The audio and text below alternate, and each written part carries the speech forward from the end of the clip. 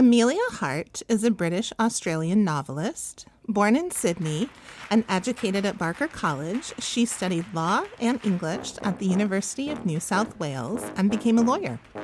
Her debut novel, Wayward, won 2 Goodreads Choice Awards in 2023 for Best Debut Novel and Best Historical Fiction. And her second novel, Sirens, has been selected as the GMA, the Good Morning America, book club pick for April and the top pick by Library Reads for April of 2025. Welcome to the First 50 Pages, Emilia. Hello, thank you so much for having me. So there's a lot of buzz around your latest book, Sirens, and we can't wait to talk with you about it. But first, we'd love to learn a little bit more about you.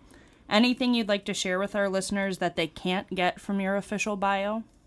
Okay, I'll throw out something random, which is that in the process of trying to write this novel, I actually learned to sail a yacht. Oh. You know, it is interesting because there is, kind of a lot of that in the story. Yeah, well, we'll get to that. But no, that's super cool. Yeah.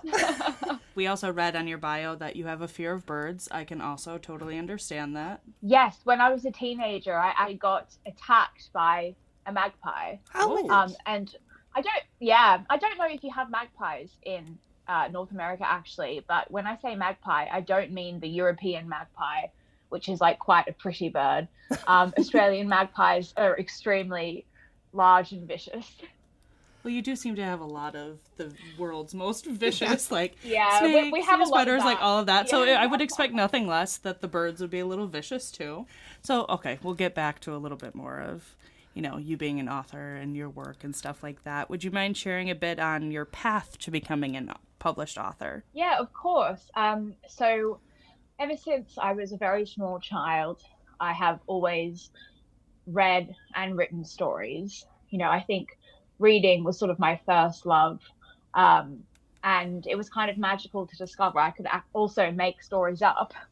So I did have this ambition of becoming an author one day, but I felt that I needed to do something more practical first because I was worried about how to pay the bills. That's why I became a lawyer. But even while working as a lawyer, I was always reading a lot, and I think it was when I became very ill in my 20s. So I had a stroke, which was very unexpected. And that kind of prompted me to begin writing again as a way of processing what had happened.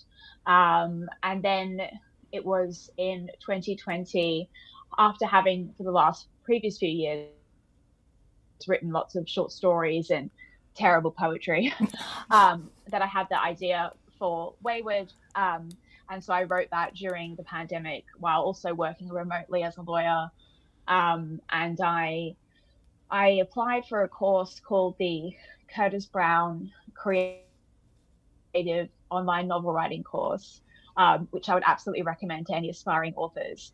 And it was through that I met my amazing agent, who works for Curtis Brown. And then, the rest is history. That's how I got my book deal.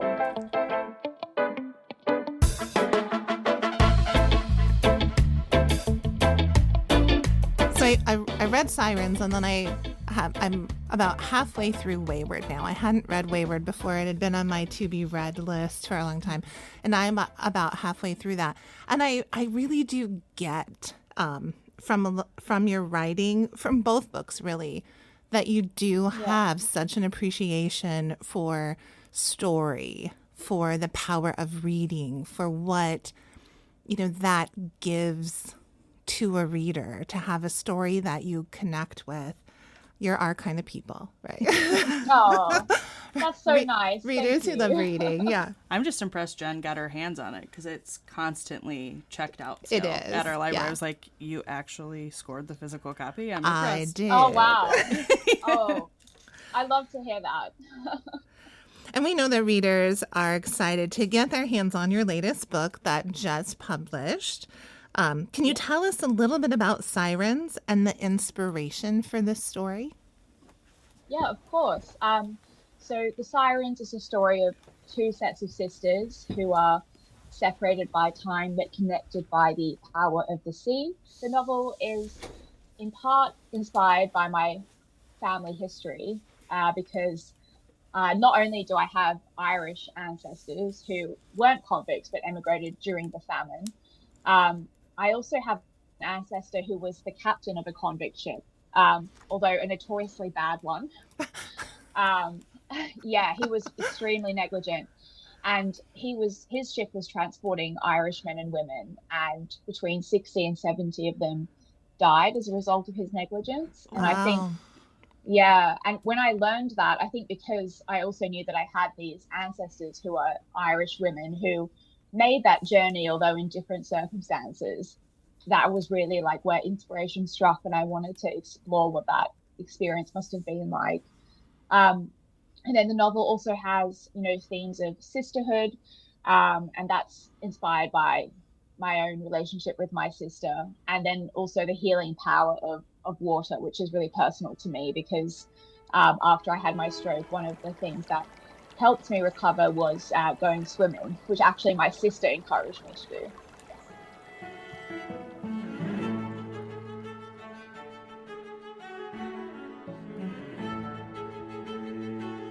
I loved the atmospheric and lyrical style of the story. And it's not marketed as a gothic story, but I do really get this gothic kind of vibe from the book, from the atmosphere and setting, like the psychological and emotional conflict of the characters, the otherworldly aspects influencing the characters, and just in the way the tension builds in the story as the characters explore, dangerous secrets and uncover hidden truths. I flew through the last 100 pages of this book like so quickly. Same. Oh, And, I'd love to hear that. It's one of those things like I have to be like, slow down, enjoy the story, slow down. Take it in. You're okay. So let's talk for a minute about the setting, Cliff House in Comer Bay, because the house was a character in the book, right? And I really felt like I was walking through the rooms in the house the way that you wrote it. And in the prologue, you mentioned that Comer Bay is a fictional place, but inspired by your treasured memories of staying with family in Bateman's Bay on the south coast of New South Wales. So what is your writing process like in crafting the setting for your stories? Because the setting in Wayward, too, was, also really, still in places atmospheric. And, there's, the house there and everything. So. Oh, thank you so much for saying that. I mean, I really love playing with setting. And I think, lots of my favorite novels, and I think particularly it's a feature of Gothic novels, the kind of house is such a huge part of the story. So I really enjoy reading that. And so it was fun for me to kind of create that. But what's funny is that in Wayward, I actually took a real place, which was my grandparents' house in a different part of New South Wales, and I put it in England. Oh.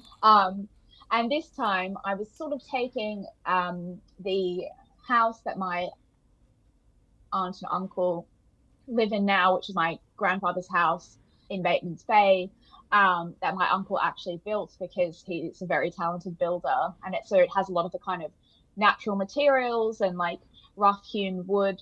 But I basically took that and I made it like smaller and more dilapidated, and I put it on the edge of the cliff. And so I think, having a real place in mind and then adding and then kind of tweaking it for the story, I really enjoy that. And I also wanted it to be on a cliff because I think it sort of represents like an almost like a liminal space like between the land and the sea, which I think is really appropriate for what the characters go through. And I think it really adds just like another layer of tension to the story too. Knowing that it's a house that's on a cliff. I'm like, okay. You might fall off the cliff. Yeah, exactly. Like, I don't have a fear of heights or anything. Yeah, it's can fine. you tell that I'm scared of heights? Yeah, I'm scared of heights, and I think that definitely came out in the story. And one thing that really captured my thoughts in reading the story were the female factories that women were taken to from the convict ships sent to Australia. What was your research like for that part of the story? Yeah, I found that aspect really fascinating. It was something that I hadn't really known about. I mean, and all Australian children learn about convicts at school, but I don't think that we ever really learned about the female experience of being a convict. And interestingly, we all, like, Australian children who live in Sydney are often taken on school excursions to a very famous museum in Sydney called the Hyde Park Barracks, which was always presented as where convicts were brought when they were disembarked from the ships, but actually it was only a holding place for male convicts.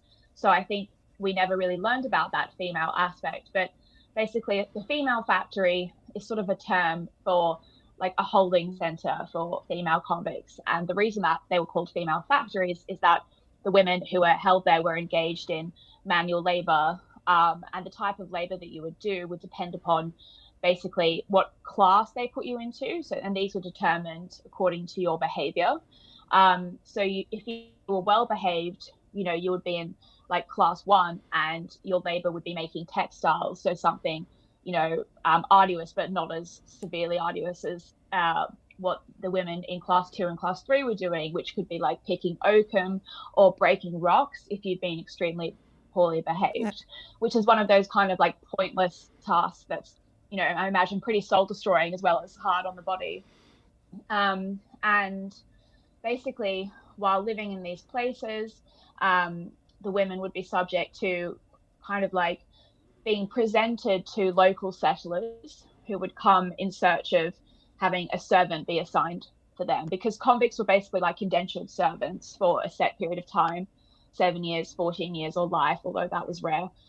And if you weren't selected by a settler to be an assigned servant, they could also choose you to, to be their wife.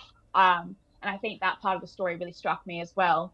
And then something else that's interesting is that any children over the age of 3 who the convict women had traveled with, or perhaps,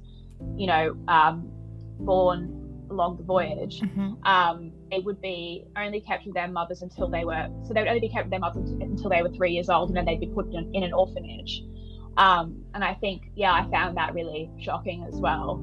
I just kind of wanted to explore what it would have been like to have known that something like that was waiting for you at the end of the voyage.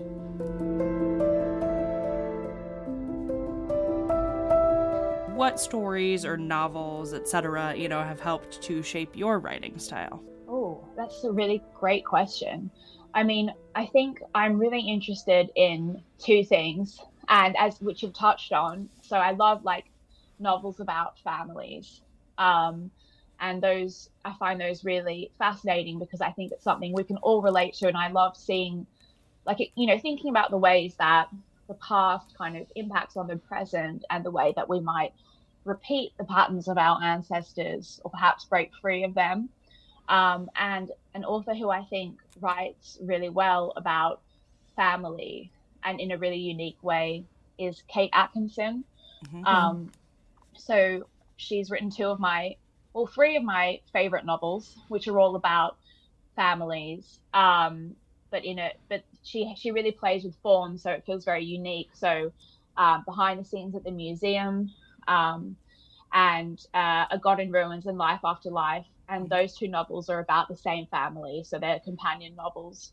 And I think it really shows the impact of our decisions on, our descendants and so on. So I love that. And I kind of love the idiosyncrasies of the family that she portrays in her writing. And then I love, stories about strong women as well, and just exploring, what it's like to be a woman. And so I suppose the authors that have kind of impacted me on that front would be like Margaret Atwood, and I love Angela Carter's fairy tales as well, with their kind of feminist twist. And then I also love Daphne du Maurier, because I think, she often has a compelling female character. And what I love about her books is that they're all so different from each other and so unusual. So, I mean, she's written kind of, she wrote historical fiction. She wrote obviously the kind of, great modern Gothic novel, Rebecca. But then she also wrote about time travel as well with The House on the Strand. And I think, yeah, she's a really unique writer and really inspires me. So in what ways do your personal experiences with, misogyny or quote unquote men behaving badly influence the stories that you're writing? Yeah, well, I mean, I think, I try not to talk in too much detail about my own life, but I think, we're all women in the world, and whether or not we've experienced things like sexual harassment or assault or coercive control or discrimination, we see it playing out perhaps in the lives of people we love, or perhaps, that sort of oppression is directed at us, by government. And I think I sort of write from a place of real anger and frustration. And I was thinking a lot about domestic violence in particular when I was writing Wayward, because of being in lockdown. And, I think people didn't really consider how lockdown policies, although I think they were needed, impacted upon women in abusive relationships, and how, for those women, the home was actually a really dangerous place. Mm-hmm. And, we're all being told to stay home for our safety. But yeah, I mean, for some women, that's the worst place that you could be. And so that kind of spurred me to explore that and to write about that. And then I think with the Sirens, as I learned more about the experience of female convicts, and the way that they were sexualized and objectified and labeled whores and things like that, I felt there was this kind of a sad parallel with the experiences of modern women and girls in Australia. And I guess I was making comparisons with how, social media and the internet have kind of taken this very old story of misogyny and given it a new avenue, if that makes sense. Right. I do think that you did that in such a great way in both your stories. And I don't want to give any spoilers away, but I especially love, how your character asks herself, she has a view of her own experience, and then she starts thinking about it differently. Something. Yeah. It was such a powerful moment in that story for me. I was like, well, yeah, it was good. And it really can, one, help you identify something in your own experience, or have some empathy and compassion for others who were in that experience. So it was just really great. So thank you. Thank you for saying that. I mean, I think, in both novels, I kind of wanted to explore how women and girls are socially conditioned. And I think that is just to be nice. And I think that is just responsible for so many ills. And I think it's a huge problem. And it's something that I notice about myself, the urge to kind of be nice and not create a fuss, and to kind of also give people chances and to make excuses, I think is really a really dangerous thing that we do to girls when we are raising them. And I think it's something that really needs to change. And then I think with Wayward as well, I really wanted to look at the idea of the frog, being boiled slowly to death, and kind of, explore why it is so difficult and so dangerous for women to leave those situations. I love that you said that about the nice, right? Mm-hmm. I was just having a conversation with a coworker when we were talking about kind of these issues, and I said, I think that would be my one piece of advice, right? To girls growing into women, you do not have to be nice. So I love that you said that. I mean, be nice to yourself. Yes. Yeah. And, that's it. And, some people don't deserve the benefit of the doubt. Listen to your instincts. Yes. Mm-hmm. So, Emilia, what has been the most rewarding part of finding success as a writer? I think it's just simply being read. and I think that's something that it's easy to forget when well, for me, when I'm kind of alone in my study and, the only person that I speak to is my partner, because writing is very solitary. Um, but that's why, because, I'm on tour at the moment in the US. And I think that's why meeting readers is so rewarding, because ultimately I think reading and writing is about connection. And so, when you're talking to someone who's read your book, and that's why, a conversation like this is so nice, you do feel that sense that, you've connected with someone else. And I find that to be the most rewarding thing. Awesome. And of course, I have to ask, what is the most challenging part for you as a writer? I think it's the solitary nature of it. And it's really hard to be objective about your own work. And I think, when you have, I'm really lucky. I have a great team, so I have people who can give me feedback, and that is really helpful. But yeah, I think it can be lonely, and I do find the kind of earlier stages of drafting, when I'm trying to explore an idea and figure out if it's working, before I'm ready to kind of share and get input from my agent and my editors, I do find that hard.